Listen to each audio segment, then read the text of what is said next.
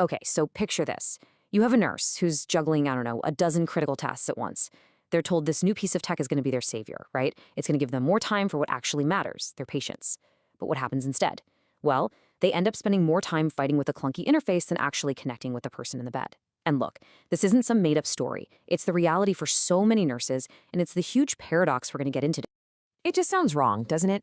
How can something as cold and, well, as artificial as a machine make one of the most human jobs on the planet even more human? It feels like a total contradiction. But that's the big question we're really going to try and unpack in this explainer. So to really get to the bottom of this, we have to start with a sales pitch. What is it that AI developers are actually promising to the people on the front lines of healthcare? Let's take a look at the machine's promise. The promise is incredibly simple. And honestly, it's very appealing. Step 1, automate the mountain of paperwork that buries nurses every single shift. Step 2, streamline the chaotic, constantly interrupted workflows to make every action smoother. And Step 3, support those high-stakes clinical decisions with powerful data analysis that can spot things the human eye might miss. And the logic here, it seems totally sound, right? Less time charting has to mean more time caring. It's a simple equation that promises to fix everything, boosting patient outcomes and making nurses happier because they can finally do the job they actually signed up for. But as we're about to find out, the reality on the hospital floor, well, it's a whole lot more complicated than that.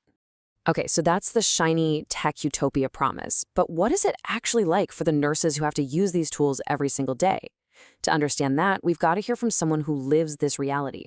This quote from Dr. Piwo, a veteran nurse, just nails it. It gets right to the heart of the whole problem. The pushback you see isn't about nurses being anti-technology or scared of the future. Not at all. It's about being anti-complexity. Nurses will resist any tool that says it's there to help, but instead just adds more clicks, more alerts, more layers of work to an already impossible day. And this brings us to a really crucial idea called cognitive space. Now, this isn't just about time on a clock. It's about mental bandwidth. It's about a nurse's ability to actually think critically, to notice those tiny, subtle signs that a patient's condition is changing, and to do it without being blasted by a constant stream of alerts and alarms and data entry pop-ups. So the real takeaway here is that good tech, it should be like a great assistant, one that figures out what you need and then just gets out of the way. It should be a tool that's quietly removing barriers between a nurse and their patient, not one that's building a new digital wall right in the middle of the room. So we're really at a crossroads here. AI can be this incredibly powerful ally for nurses, a true partner in patient care, or it can just be another source of stress and burnout. And it all comes down to how it's designed. Let's look at the two very different paths this technology can take. One that actually helps and one that just harms. On one side, you've got AI that's a true partner. It's the virtual assistant in a remote office handling all that tedious admissions paperwork so the bedside nurse can focus on the actual patient. It's the predictive tool that kind of whispers a warning about a patient hours before a crisis might hit. It's the ambient scribe that silently documents a conversation, freeing up the nurse to actually make eye contact. These tools give nurses back that precious cognitive space. But then you have the other side, the nightmare scenario, a tangled mess of poorly designed systems that just creates more stress, shatters the flow of care, and basically turns these highly trained professionals into glorified data entry clerks. And here's what it all boils down to. The technology in a patient's room directly, and I mean directly, impacts the quality of care they get. If that tech is designed with the nurse's workflow and mental state in mind, the patient is going to benefit. If it's not, the patient suffers. It's really that simple and that important.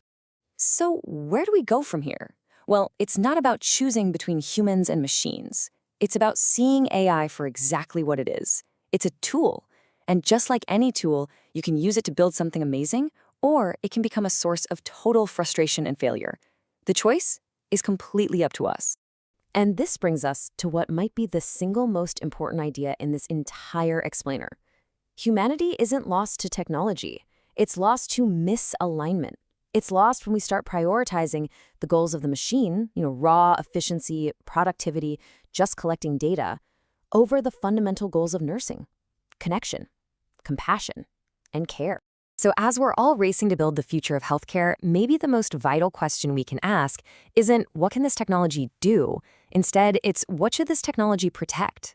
Because at the end of the day, the goal isn't just to make nursing more efficient.